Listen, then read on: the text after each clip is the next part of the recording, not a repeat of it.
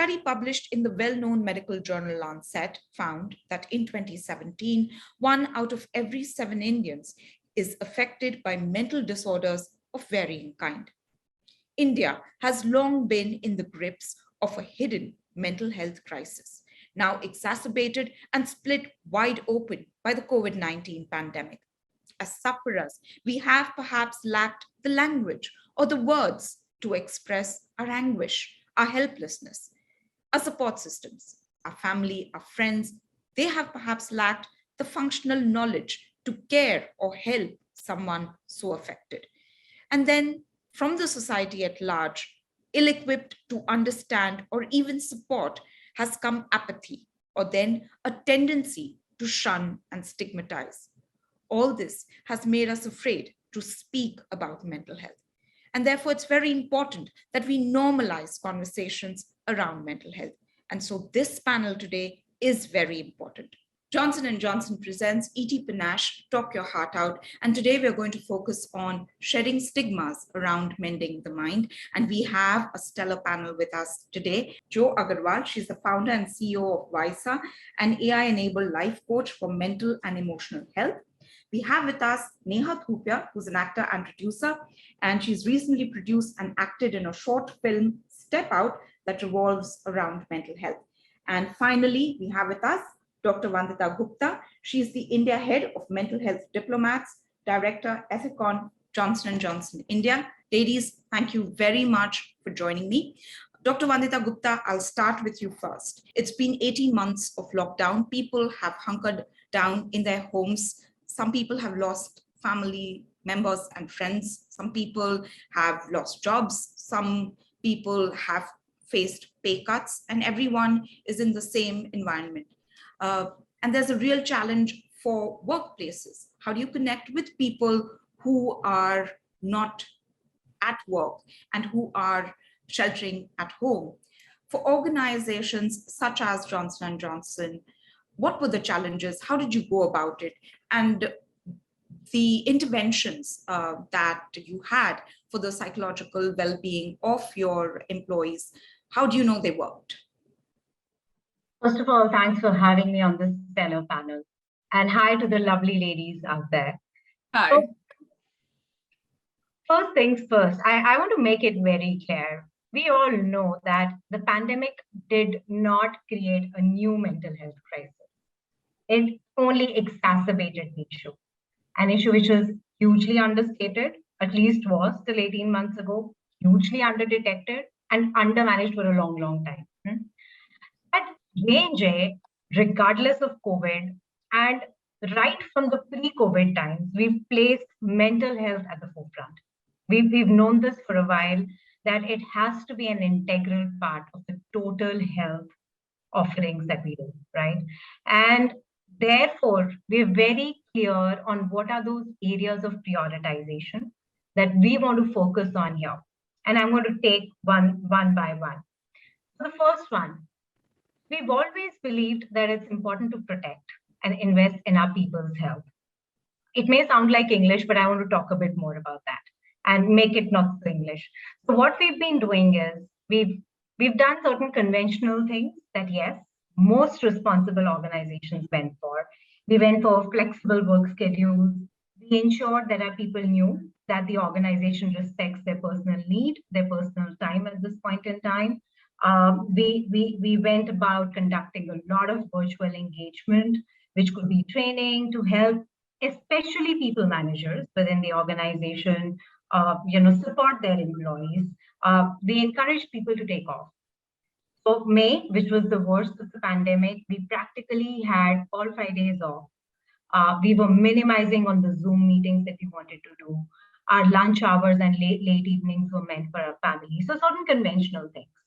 But I think something that we really harped upon and increased in our offerings was on our employee assistance programs, 24/7 support that we made available to our employees, and not just them, their families as well, wherein they had a counselor support to them, where they could seek advice on work, on family constraints, certain things that we were discussing just before the panel began. I mean, stress, you've got homeschooling of kids, you've got timelines to meet. How can I go and tell my boss I'm not feeling good today? Things like that. The first principle. The second, I think what we want to do is, and what we've done consistently is build a work culture where people are feeling belonged. How do you do that? I stay away from my home. Who's my extended family here in Mumbai? It's actually my J&J colleagues. And I think that's the culture that we want to build in J&J. There are parts when, you suffer from an acute loss, or there could be a simple anxiety related to a presentation tomorrow morning. How do you reach out, listen, right? Something that Joe was mentioning about Wysa. Simple listening, connecting partner. That's what we've tried to do via our employee resource groups. So these are volunteering groups of people within the organization who believe for a cause, and here a mental health cause. That's the second step. Now the idea here is simple: personal connection, create listening environment, communicate. And I want to conclude this question by saying that what was the impact that it had?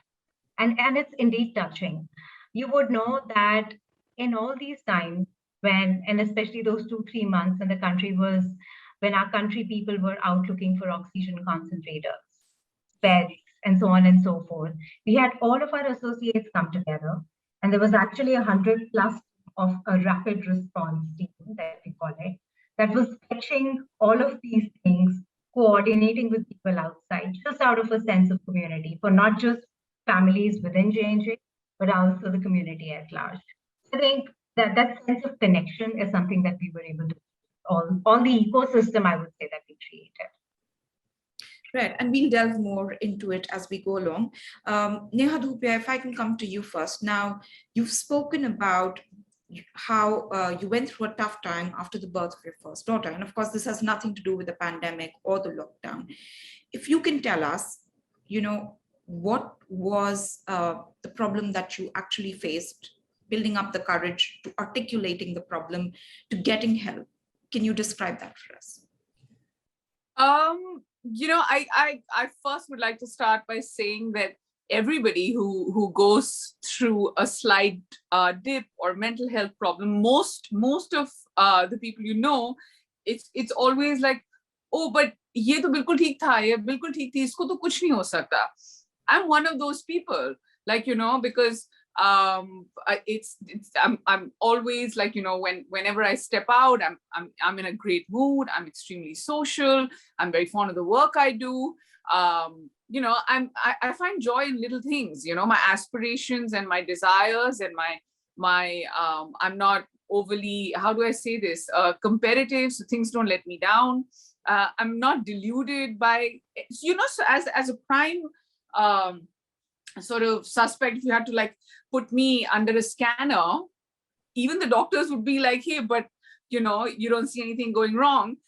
And then boom, our daughter was born, and I was extremely happy all through the pregnancy. I'm extremely happy with my daughter. I love it all. But there's a very famous saying that when a baby's born, everybody hugs the baby. Who's there to hug the mother? And then, for me, I had bouts of loneliness because I was feeding. I went through, extreme amount of physical changes, which didn't hurt me when I was pregnant, but just to see her outside of me and then see myself like that, be in a business where you're being, judged all the time. I feel like, and then I devoted all my time, literally all my time between work and my daughter.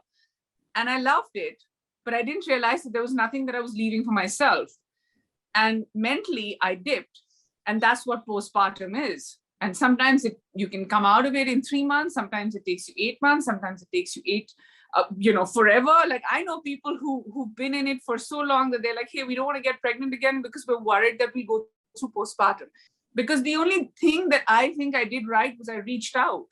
Because, I reached out to my husband and he was like, maybe you're tired. And I'm like, no, I think I need to talk to someone. I reached out to, a few other people, and everything that you see on Instagram or on social media or on, I love social media, but everything that you see there is not necessarily true. I'm going to go away a little bit from my issue and talk to people. I want to share this with people that, hey, So don't base your life on how many views, likes, everything else that, these 20-year-olds think that, it's the be all and end all of their existence. That's not what it is. And likewise for motherhood, I put up beautiful pictures, I do everything, but does that mean that I don't feel a certain way, or I feel great about myself most times, or I wake up looking like this? None of that is true. And the only way you can get past that is if you address it, if you talk about it. And like, Dr. Vandita said, that it's not that mental health issues did not exist before those 18 months. These things always exist. And, that's one of the reasons why we also started a parenting community, which we did. And we started off with me just sharing my thoughts. And now we have about 17 or 18,000 parents who write to us about different things they go through. And postpartum, you get messages about postpartum and you know what the mother's going through, because those DMs come to you only at like 3:25 a.m. or they come to you like in the middle of the night, because it's a dark, lonely place sometimes, becoming a new mom. And having said all of that, the joy that your child brings to you in your life is something that you can't compare to anything else. But don't like, lose yourself. A lot of people go into depression when they have great jobs. The joy that great job gets to you is great. But if you're under pressure and if it's causing you mental health issues, either do something about it, most importantly, talk about it, and don't brush it under the carpet. The most frustrating part is that, oh, I'm not feeling okay. Chalo, isko kuch meetha khila do. Relatives, closest people. Why meetha khila do? Talk to this person. Oh, he'll be fine. That's soya nahi hoga. No. Dr. Joe Aggarwal, if I can come to you now, you have an app, which is Wysa, which provides support to people who need it anonymously. And, we've just heard Neha also speak about it, that how sometimes your closest family, your closest group does not know really how to support you. So first of all, to have this app, which will support you without any judgment. Tell us a bit about the idea. How did it come about? And then also tell us a bit about the app and what does it do? The idea came a little like Neha. I went through depression as well. I had gone through postpartum depression, not realizing it was depression at that point. I think a lot of what she said resonated. But I went through founder depression. So I had come out of, won a lot of awards, been very successful in my career, done a career change and gone into nonprofit world, been very successful there, and then finally decided I'll do my own startup and try to make social impact. And built that with lots of people giving me money, saying, we know you'll do something great, we believe in you. And then by the time the money hit the bank, that week, I knew that this idea was not going to fly. And in that struggle between keeping my reputation and keeping my authenticity, it triggered me into depression. And like Neha said, that particular issue you can still solve, but depression just comes around you like, and as a founder, even if you have no stigma, are you going to tell your team, your investors, that you're depressed? So you're letting them down in many, many ways. I was co-founding with my spouse, so there was a limit to how much I could burden him because he had to keep it going when I wasn't able to work. And you just feel like you want to be that person you used to be, and you can't. And so what I did at that time was go online to look for resources. It's really, really hard to find a therapist when you're depressed. It's hard to step out of your house. And I found some online therapists, and I figured that what they were saying wasn't helping as much as my being able to say what I was saying. So my need to talk, my need to be heard was very important. A lot of e-learning existed around this, so there are programs, and they all talked at me. So I thought the techniques were really useful, but they didn't actually listen to me. So the idea that germinated then was that if I ever found faith in myself again, I'd be willing to fail trying to solve mental health. I didn't want to fail, doing anything else. And I wanted to create a product that could listen like a person and guide you through these techniques that were actually very powerful, things like cognitive behavioral therapy, very, very powerful.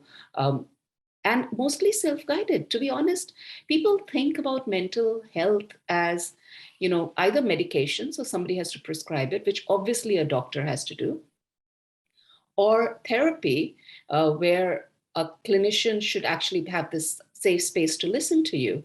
But very few people in India, I believe, even understand what a therapist does. We don't value talking, but we also don't really understand what they're going to do. And the fact that most of the work is going to be put in by you. And it's actually very simple things that you have to do. It's just being able to face your own demons, being able to talk through things, and then have that safe space where somebody is not trying to deny your distress or minimize it. And the reason we do it as spouses, as friends, is actually, I started out by saying I'm going to create an empathetic chatbot. And I realized that our empathy is what causes us to be bad friends.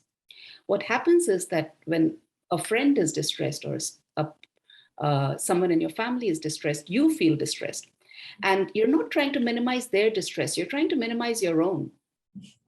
You're trying to make yourself feel better, and you can't deal with that immediate distress when they look unhappy. So recognizing that actually an AI space or a trained therapist who has learned to manage their AI doesn't have any emotions. The trained therapist has learned to manage their emotions. They can actually distance themselves from this, while everybody else sort of tries to make you feel better immediately. They can sit there and say, it's okay to not be okay. Let's talk through this. And as we started building this, we really thought, we got clinicians, of course, to help us to figure out what works, what doesn't work. But this was 2016. We launched actually on World Mental Health Day. So Wysa is 5 years old. It just took off. We're at 3.5 million users, and not a single dollar of marketing. But a year and a half in, we had this little girl, a 13-year-old girl, mail us on the place where you report issues to say that I'm depressed, I'm 13, I tried to commit suicide, and you're the only thing helping me hold on to life. And that just changed our life. We said we're going to not do anything else. My husband, also my co-founder, and I just said, we're going to make this as good as possible. And today it's been adopted with the National Health Service in the UK, the government of Singapore, lots of health systems in the US. I'm calling you from Boston. So it's become a gold standard in how care can be provided at scale in spite of stigma, and really achieving great outcomes on depression and anxiety. That's really fantastic, Dr. Aggarwal. I mean, I'm so thrilled, and the story that you narrated about a 13-year-old girl who writes that she was on the verge of suicide, and then to just get that mail, and then to continue your work. I mean, it's indeed very, very powerful. I just wanted to understand from you if you have any India data over the last a couple of months, especially because India went into lockdown, and this is with the caveat in place that we don't have maybe smartphone penetration in India is limited, and of course people who have smartphones, not a lot of them might also have internet. So with all those caveats in place, can you tell us what was the offtake in India like, if you have the data for it, and if you have demographic data, men, women, students, what are people most talking about? Is it anxiety? Is it insomnia? I mean, I don't know if you have all of that, or if you can share any of that. So definitely downloads doubled, usage tripled during this time. From the first time pandemic happened, we saw this trend. But the big difference, and we saw that difference mainly in the working age groups and adolescents. These two, so people who are at work and adolescents, mostly younger, just because of the demographic of people who will text message an AI conversation. But the big change that we saw with the second lockdown was that enterprises were waking up. And there's this concept called languishing, which is really about how people don't feel like doing anything. They're not interested in anything anymore. And it's a low-grade kind of depression. It isn't clinical, so you're not mentally ill, not the way I faced depression or Neha faced depression, but large numbers of people, 50, 60% of an organization has been going through that in the last pandemic. It was just too much. And it's okay, it's not okay, it's okay, it's not okay. Coping mechanisms had gone away. There was no end in sight, and it was just getting worse. And people just stopped caring about anything. They just couldn't find joy in anything. And organizations then woke up, and people who did not have employee assistance programs started looking for it. Everybody who was in the business did great business. But the take-up, typically an organization would agree to put the programs in place. And an employee assistance program typically has maybe 1% take-up. If it's a good organization, 3% take-up. We would go into organizations and 60% of the people would be talking to a therapist, not just the AI. It would just, it normalized seeking help. I think the genie's out of the bag now. I think people now understand what it means to talk to a therapist. People value it.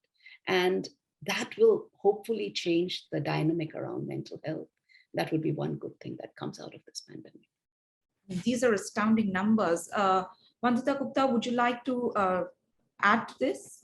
You mentioned what's the impact, right? We need to understand that what comes along with this magnitude is that 9 out of 10 people were able to come out and open with this situation. Stigma and discrimination is the norm, right? They are going to be stigmatized. They are going to be discriminated, and not to mention issues around they having relationships, they finding difficulty to work, they finding an opportunity to look for new work if they learn. So that is the magnitude that we're talking about. And if I bring in some perspective around range now, there was, we regularly do these annual mental health surveys for our organization. The last one that we did in December of 2019, and this was before the pandemic, we asked our organization or associates in our organization if they were comfortable having a conversation with their peers that they work every day with, or with their managers on issues of their mental well-being. 70% of us, or in fact even more, told us no, they're not comfortable. And they're not comfortable doing that. That's what they said. This was in 2019, in December. 2019, before the pandemic. Right. And then when we ask them, okay, do you think if you do these conversations within the organization, this is going to help, this is going to impact your next movement, your next opportunity for a bigger role? They said yes. A lot of them said yes, right?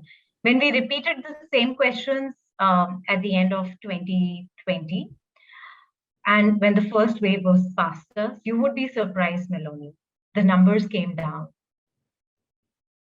The numbers came down because, and to me, that's a small little milestone or a small little win that as an organization we had, to the previous point that I was mentioning. We were able to create that environment and that psychological safety within our own set of associates to say, it's okay. If you talk, the organization is going to understand. And I can talk about it in our subsequent conversation, but I wanted to touch upon these points and then later bring in that element around stigma and what my personal reflections have been in my past few quarters of working specifically on this issue. But does tech become a crutch? For instance, does Wysa become a crutch for some people who are going through a tumultuous time, and maybe they don't want to really see a therapist? I wish. I don't actually.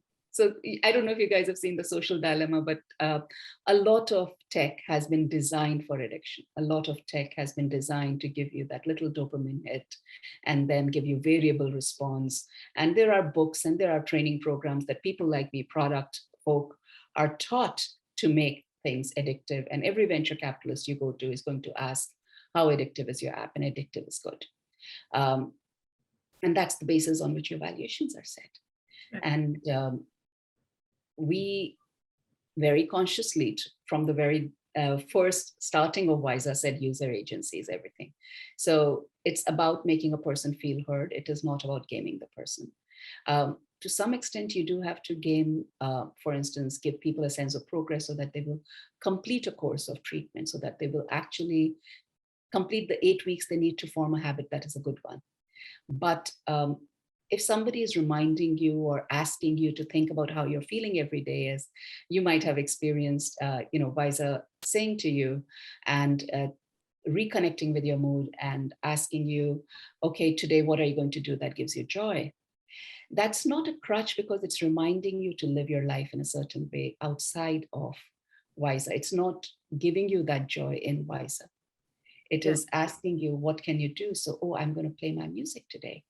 That's great. And then in the evening, it will say, did you play your music? Did it make you feel better? And it reminds you what to take care of your mental health. And if you've got lots of self-destructive thoughts, it will challenge them for you and make you realize that, just like Neha said, that it's an all or nothing thinking, that either I look amazing like that person on Instagram or I'm nobody. Instead, is it possible that you could be great and they could be great too? And so those kinds of things, sometimes you need somebody else to listen to you. That's not a crutch. It's a way of learning to open up. The beauty of Wysa, which was a side effect, was in both writing it and in people who use it, they learn to talk to each other. They learn to talk to other people about their issues. So when they realize how Wysa responds when you say you're distressed, that became the language they used with their friends. And they started saying the right things in response to somebody else talking about self-destructive statements. Do women face more stigma than men, according to you? And why is that? Or is it equal? You can start, Vandita Gupta. Okay, I will go in first. I would say what, technically World Health Organization talks about, and this is going to be no eureka to us. Women generally are, of course, discriminated more than men, and there could be several reasons. We know there's gender-based violence, there's income inequality, there's, in so many parts of our society, even today, there's subordinate social status, and then this huge factor around that unremitting responsibility for caring for your family, for people around you, right? So I totally echo that. But does it affect women more than men? Yeah. Honestly, no one knows that. But challenges faced by men and women are different. Let's accept it. Women may face additional stigma. However, I want to cite a very interesting example. And Miloni, you'll go to most doctors, they'll tell you this. So, do you know that when a newborn baby is admitted to an ICU, God forbid, female babies come out with a much higher survival rate than newborn babies, male newborn babies. What does this tell us? It tells us that we were actually designed to be more resilient. We all accept women are mentally more resilient, but I believe, I told you this data point, I can add, why did women have the right to give birth? Because we physically also more resilient, and that's a personal thought. But this certainly doesn't mean that because we're resilient, women should face more stigma or discrimination. And I would love to hear Joe's thoughts here, because I strongly believe that we need to create evidence on what are the causes of mental health for men, men and women, and are they different, right? What are the protective factors? What are the mediating factors there? And more opportunity, more importantly, have a clear opportunity to create a more equitable world for us. And I want to conclude this by saying that we try to do that at Gateway really well. Right from the time we hire women to the time we retain them, there is a spirit of unconscious bias, encouraging diversity at all levels, with pay parity, with our promotions, with our general culture, is something that we want that we incorporate in our everyday work. I'm completely in agreement with everything that you're saying, Joan, as well as Dr. Vandita. But when you talk about women, and when you talk about men, and when you talk about mental illness, I don't know. Maybe it's the how do I say this? The crowd I live in. I just find. I mean, I talk to women I've known, and I talk to women I get to know, and I talk to women like yourselves, and I'm just like, wow, like we're strong and we're resilient and we're all of that. And to say that will any of us dip again, or will any of us dip for the first time, or will any of us have this problem? I say there's no guarantee to that. But I don't know how to word this correctly. I just feel that as a gender, as women, we just have the ability to rise much faster. The only thing that holds back is what Miloni said about, is there a stigma attached to it? I feel like it's always blown up, right? If it's a man versus a woman, and whether it's a workplace thing, or whether, like Vandita said, it's just the disparity when it comes to pay or promotions or however else it works. There's always that stigma that's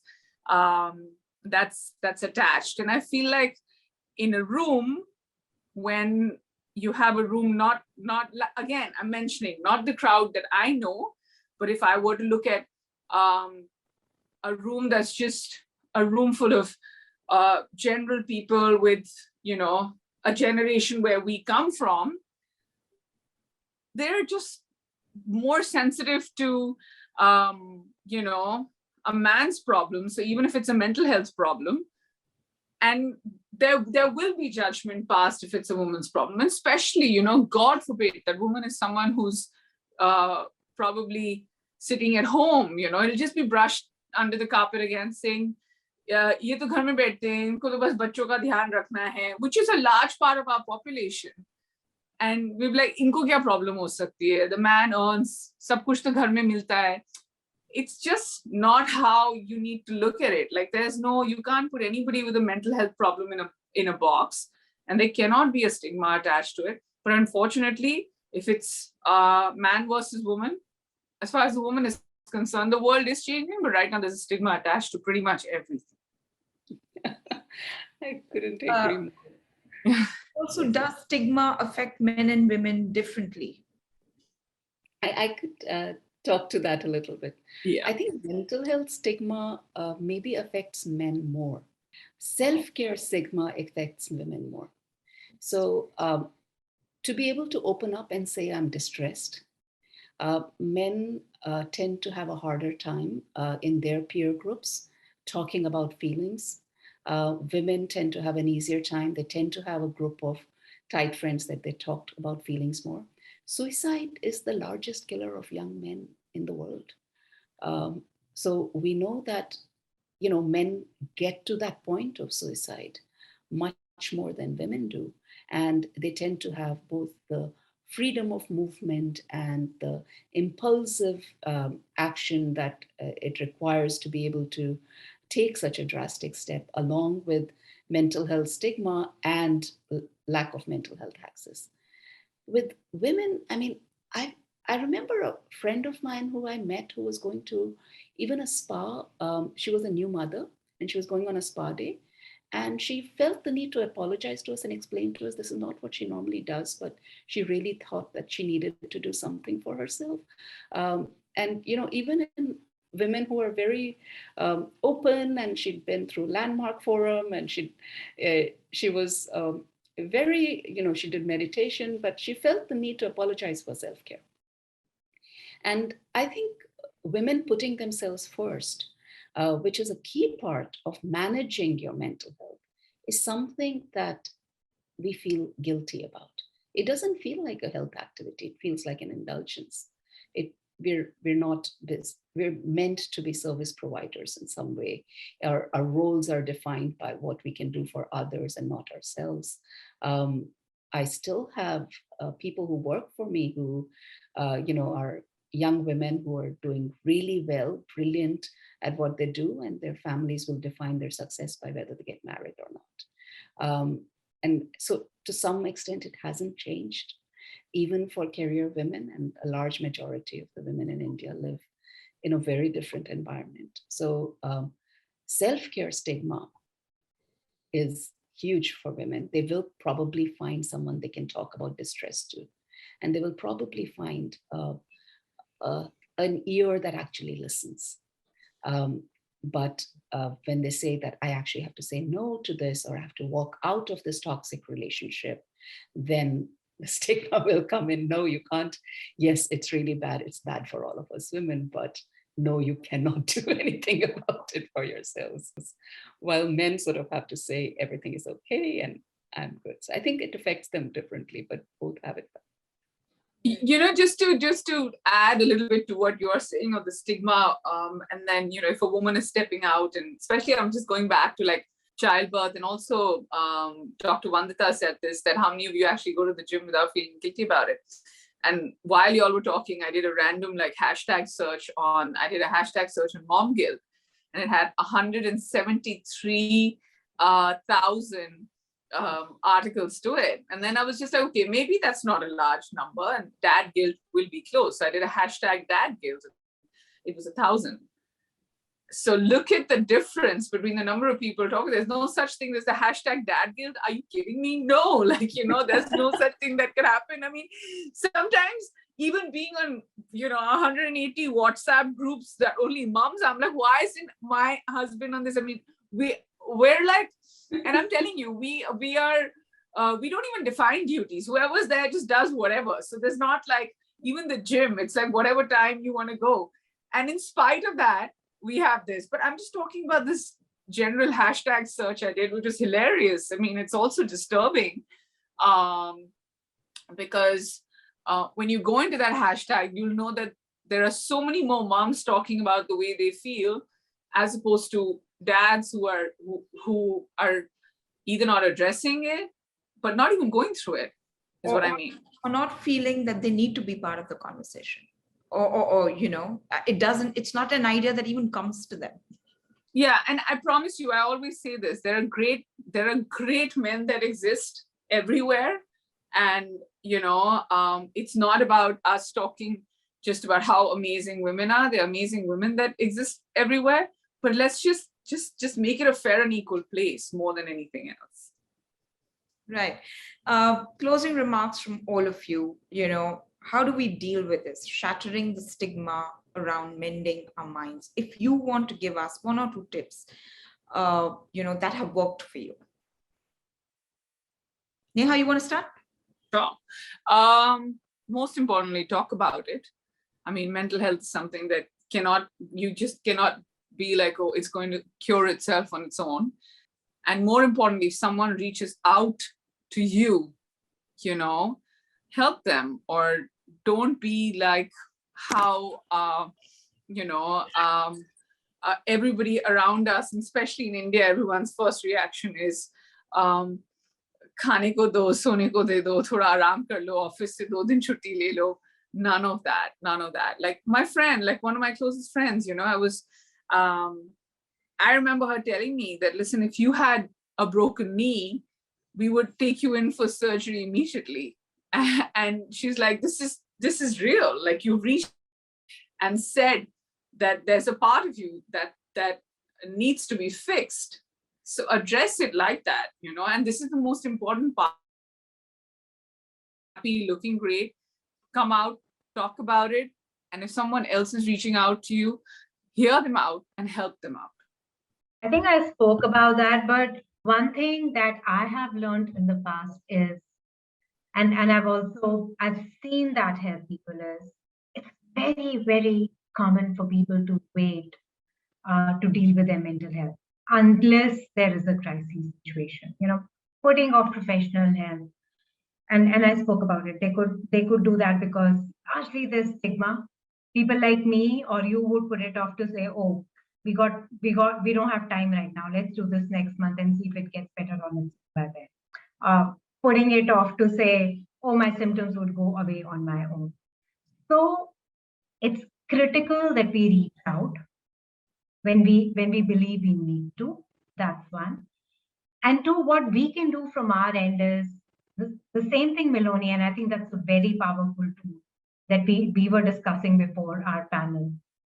How are you feeling today? Remembering to ask that to everyone and not stopping there. Oh, what is it that you're feeling good about? There's a very powerful program that we do at Change. It's called Ascend. It's basically for women leadership on how to gain their emotional strength and all of that. But I think it's so valid for so many of us, right? Go beyond. How are you doing today? And ask people meaningfully and genuinely if you can make a good, even if it's a small difference. Right? Sure. Well, I have, in writing the bot, I sort of understood what works. So I have like a 3-step model of self-care. Of course, if you suspect that you might have a clinical depression, you should definitely get it diagnosed. Like if you suspect you might have an illness, you should get it diagnosed by a clinician. But this languishing state that many of us are subclinical in, step 1, validate your feelings. So if nobody else is doing it, you do it. Tell yourself it's okay to feel no matter what you're feeling. So write it out in a journal and look at it and say it's okay to feel this way. Share it in a way that is not seeking validation, but validating it. I'm feeling this way and that's okay. Don't say I'm feeling this way, is it okay? So the second thing you do after you've validated your feelings is depersonalize your stressors. You take your stressors and not make it about you or the person who's creating the stressor. You take the person out of it and you say, this is happening. So I'm living with my mom now when I used to live by myself and there is conflict every day. It's not about mom, it's not about me, it's about the proximity in which we're living together. So this situation is happening. So you depersonalize it. You don't make it about yourself, about another person. You look at the situation as it is. This is what a therapist will help you do. So you can also do it for yourself. The third thing that you do then is to control the controllables. So in this situation, you accept the situation as it is, you accept your feelings as they are, and then you say, what in this is in my control? I want to feel better, what can I control? So I actually don't think there's anything I can control. Maybe I need to see a clinician. Maybe there is something I can control. I can try to do a workout. No, that's not helping. It's in my control to see a therapist. It's in my control to, so these controls might change. It might be, I can control how much time I spend taking care of myself versus somebody else. I can control who I talk to, but these 3 things, validate your feelings, depersonalize the stressors, control the controllables, I think we could apply to any situation and it works. Thank you so much, Drew. This, I think, is a conversation that's going to be really, really close to my heart. And it's wonderful. All of you have spoken so authentically and brought so much of feeling and brought so much of yourself to this conversation. I cannot thank you enough. Thank you very much for being who you are. And I hope you're all doing wonderfully today. Thank you all for joining us. This is a series of conversations that we hope that we can keep having. And Neha Dhupia, to you specifically, all the best with the baby. Thank you. See soon. And Joe Aggarwal, Vandita Gupta, Neha Dhupia, thank you so very much for joining us.